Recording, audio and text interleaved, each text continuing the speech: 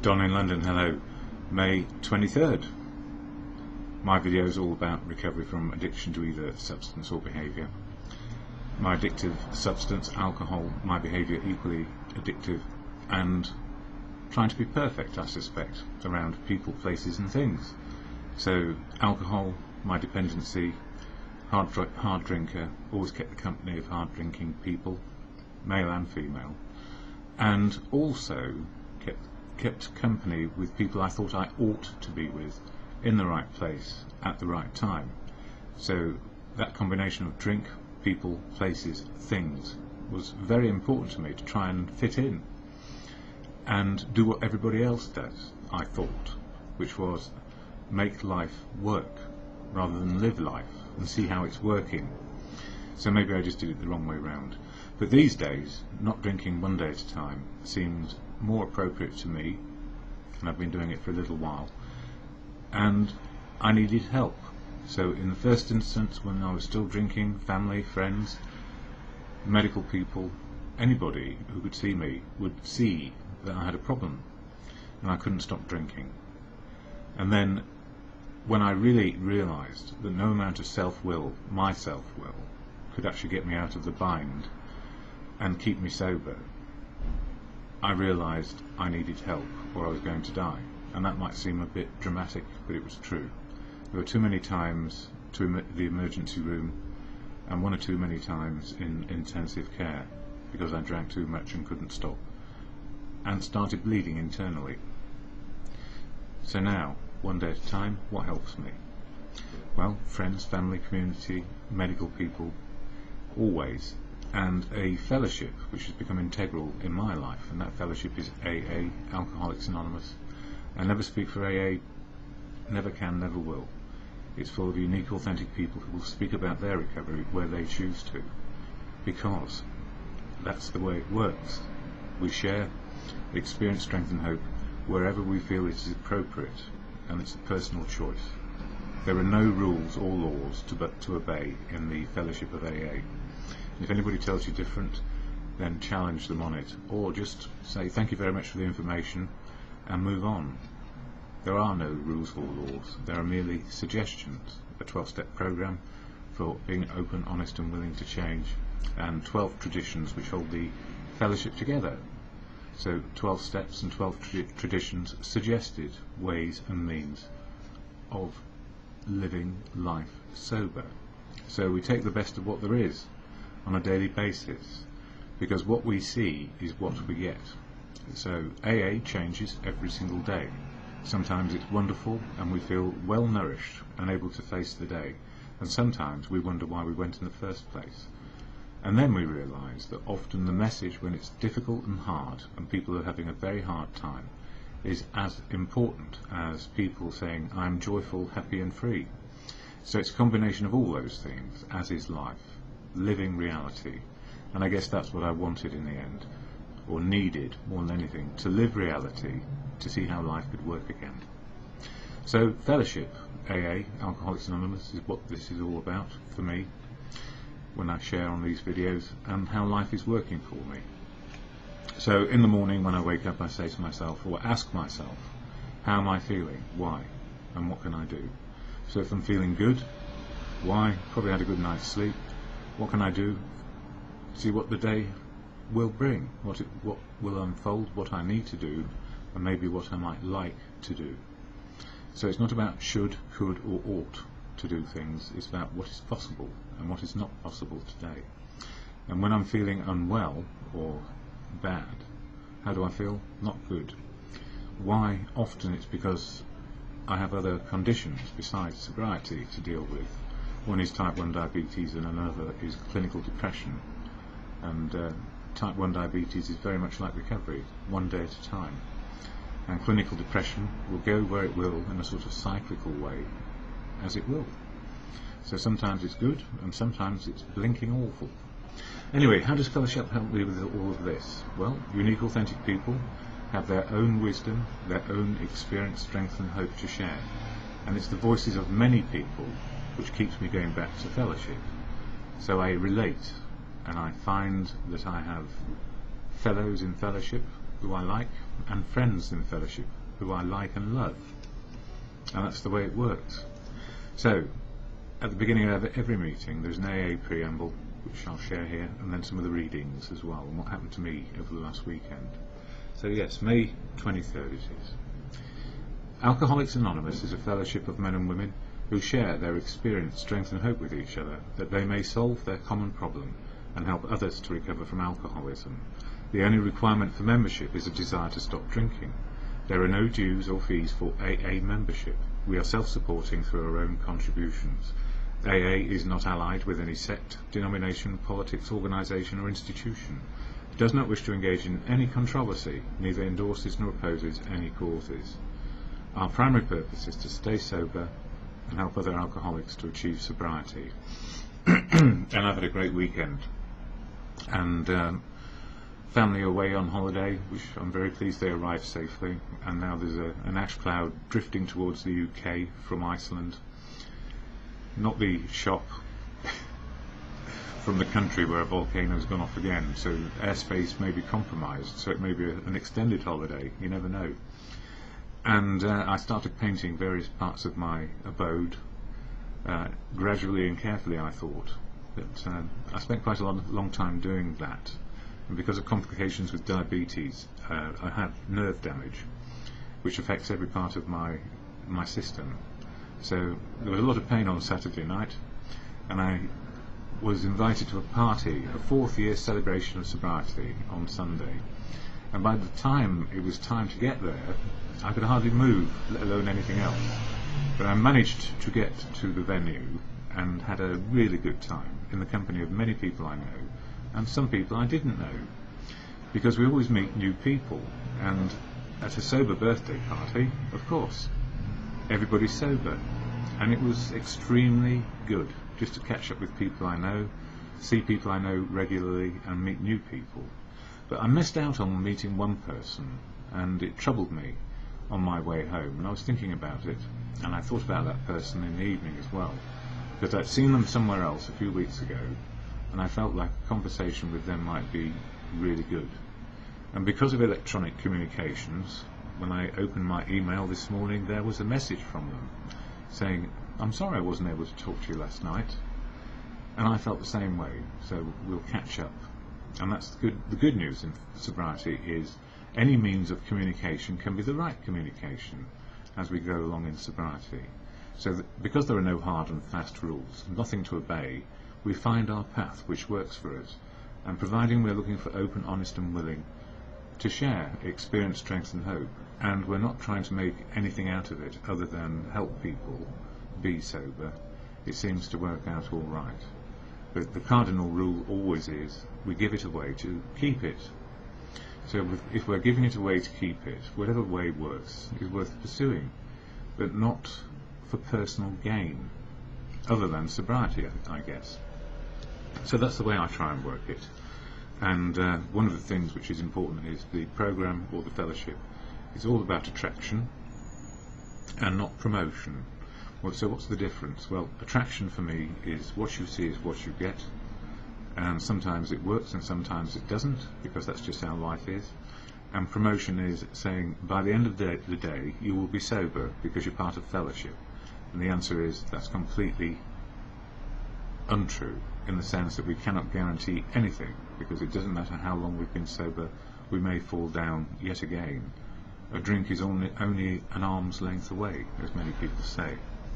So it's about continuous sobriety, best we can do, and also knowing that if for any reason we stumble and fall, it's okay to get back up, don't feel shame and guilt, and get back into recovery mode again, because that's where life works. Reality absolutely rocks for me. So I share from the Daily Reflections here, this book, and May's all about step 5, which is sharing our life story with another human being and a power greater than us, depending on what we believe in. So step 5 is sharing the exact nature of our wrongs with God and another person. So they say confession is good for the soul, and I guess it is. And of course the fellowship program is an emotional spiritual program. Spiritual in the sense that we live reality. spiritual in the sense that if you have a particular faith or belief, it can work for you, and utilise that faith and belief. Or if in my case it's about spiritual, living in the moment, and everything's spiritual, all experience of life is, the quality of the experience is down to what is possible and what is not possible. And it's possible not to drink a day at a time, is all I found, and then the experience works for me because I'm living in the moment. So May 23rd talks about spiritual health, and it says this: when the spiritual malady is overcome, that is, when we stop being broken inside and can face and cope with reality, we straighten out mentally and physically. So mentally we get our marbles back, and they tend to work as best they can, mental marbles. And physically we're no longer actually addicted in the sense that we have a physical compulsion to drink. It goes on to say, it is very difficult for me to come to terms with my spiritual illness because of my great pride, and that's what kept me back. Self-will run riot, self-obsessed, and trying to do it all off my own bat.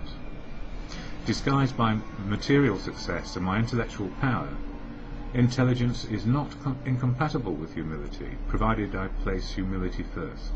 And humility simply is the ability to keep on learning and know it's okay, and that we're not trapped in trying to know it all. To seek prestige and wealth is the ultimate goal for many in the modern world. To be fashionable and to seem better than I really am is a spiritual illness. In other words, if I project an image of me which is untrue, then I'm not doing anybody any favours, because you don't know me, and I can't ask you for help, because if I do that I show vulnerability. So I prefer to be me, warts and all, the best I can. Just the best I can, not superior. To recognise and to admit my weaknesses is the beginning of good spiritual health.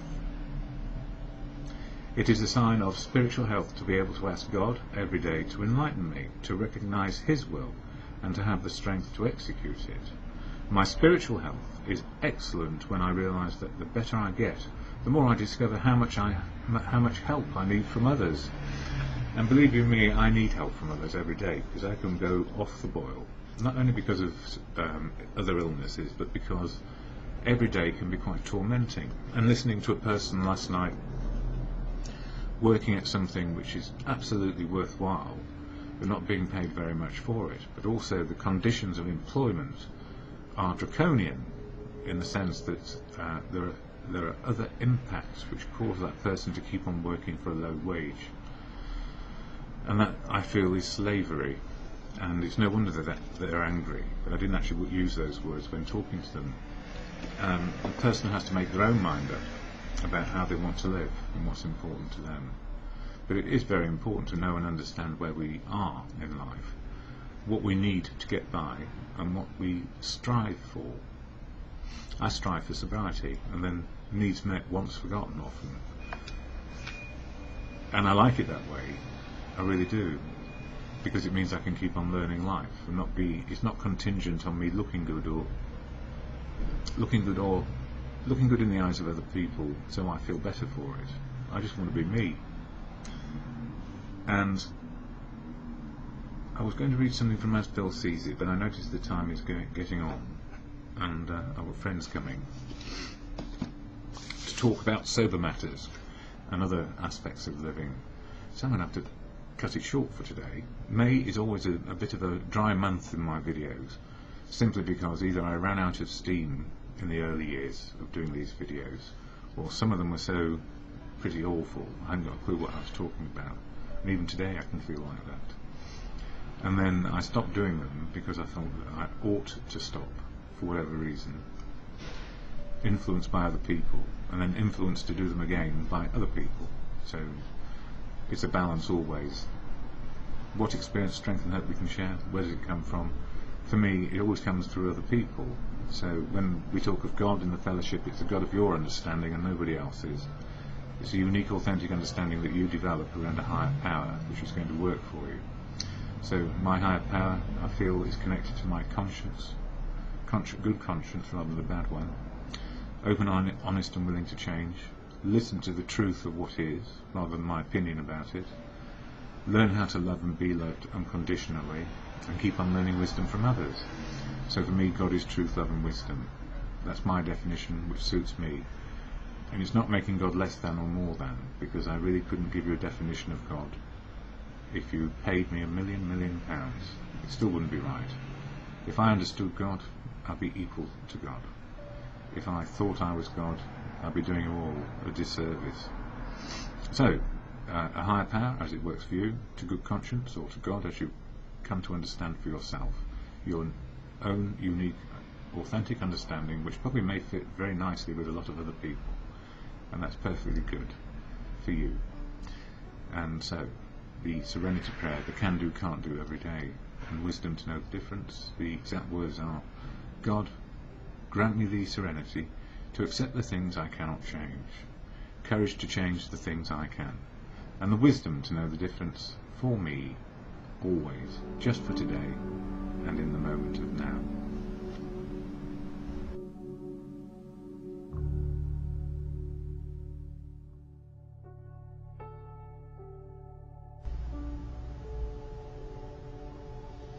DonInLondon, hello, May 23rd, 2009, Saturday morning, around about 9:10. And my videos all about recovery from addiction to substance behaviour. My substance over the years, alcohol. My behaviour, trying to be perfect and never so. So, my videos all about recovery, one day at a time. And why is it one day at a time? Because it's a time frame, maybe, that I can live in sobriety. If we make our lives into a battle, we're forever using our willpower to try and overcome something. And what I've learned in recovery, with the help of many people from family, community, society, professionals, and a fellowship, that fellowship being AA, Alcoholics Anonymous, I seem to be able to cope with one day at a time. And as was said by an Archbishop of Canterbury some time ago, at least that's where it's attributable to, what is spiritual? Indeed, it's the ability to cope with reality, the reality of now, with less denials and less filters. So from the days of old, where I was the problem on a daily basis, where I was dogged by fear, putting on a brave face and ego, to the point where I couldn't even step out of the front door into the world without feeling that dread, that absolute dread and desolate feeling of, I need to go find more alcohol. That's how it was. How far did I go? How low was my rock bottom? As bad as anybody else's, I guess. And whatever our rock bottom or worst case scenario is, it's the same sort of feeling for everybody. You know, we can't make it a less of a rock bottom, or softer, or judge others' rock bottom as worse than ours. It's just what it is. And when we get to that final place of, I cannot do this anymore, and I cannot work out how to get out of this problem on my own, I guess that might have been my spiritual awakening. No denial, no filters. I cannot do this on my own. And that's where I got to. So, lots of things help me keep sober. And these days, being connected to family who know me, community and fellowship, helps me tremendously just cope with the day.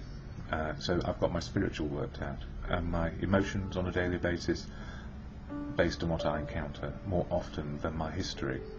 If I go back to my history, I will fear, put on a brave face and go back to ego quite quickly. But now I've cleared out the old fears over the years by doing a fearless moral inventory in step 4, and then moving on to step 5, which is where I am in the 12-step program, sharing them here. 12 months, 12 steps. So May is all about step 5, sharing our fearless moral inventory with another person.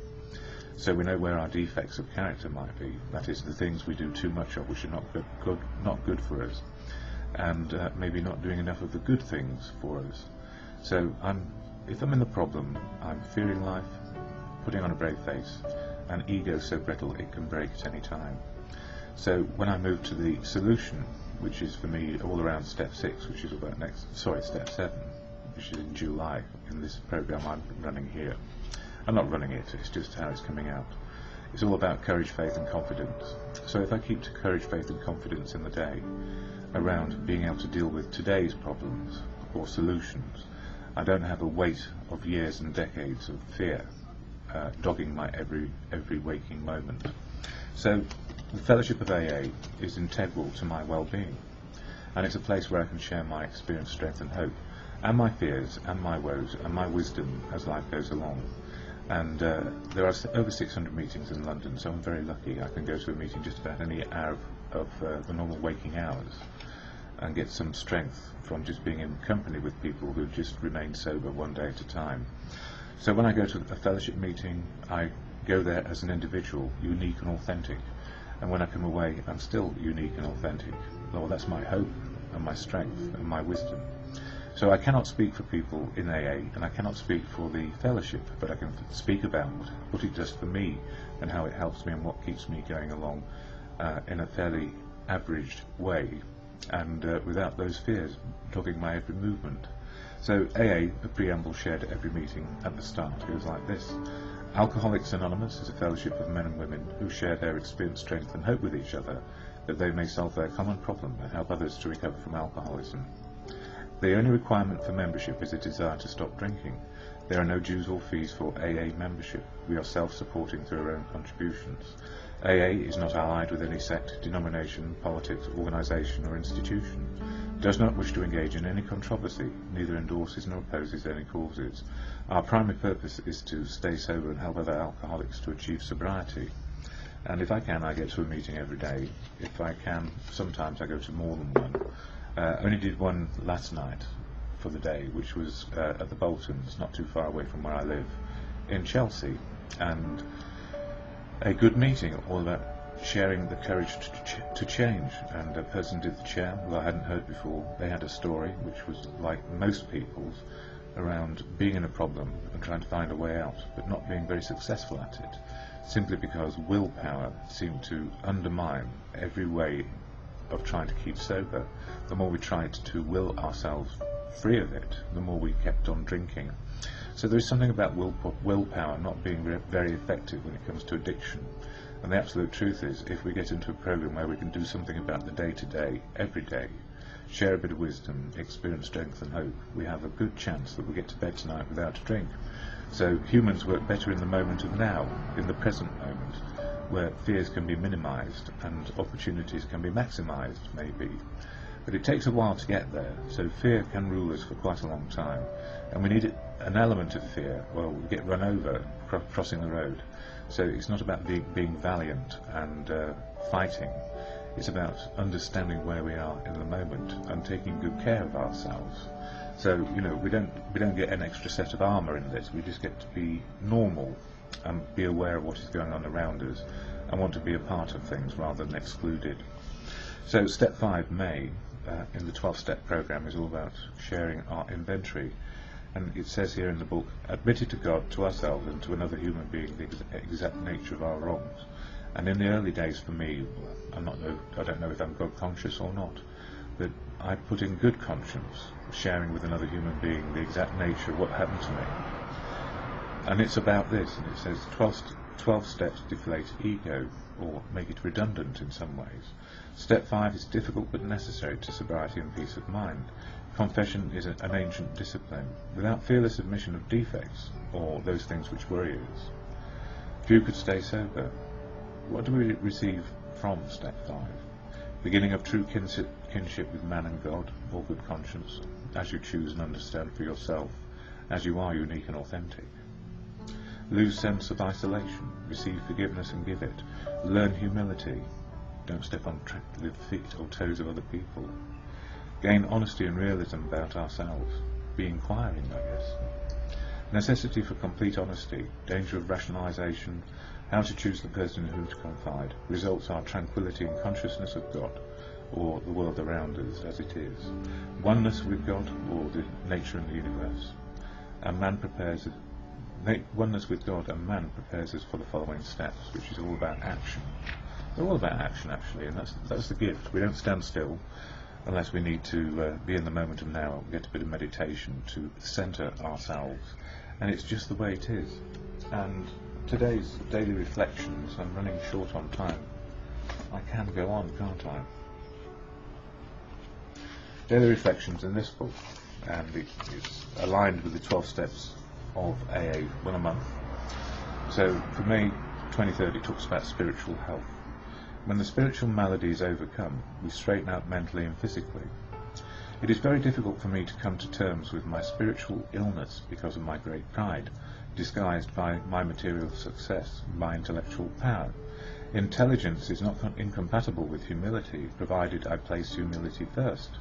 To seek prestige and wealth is the ultimate goal for many in the modern world. To be fashionable and to seem better than I really am in a spiritual... To be fashionable and to seem better than I really am is a spiritual illness. To recognize and to admit my weaknesses is the beginning of good spiritual health. It is a sign of spiritual health to be able to ask God, or in good conscience, every day to enlighten me. To recognize His will, or an understanding of nature, and to have the strength to execute it, that is to keep on going. My spiritual health is excellent when I realize that the better I get, the more I discover how much help I need from others. So in other words, we just cannot do it on our own.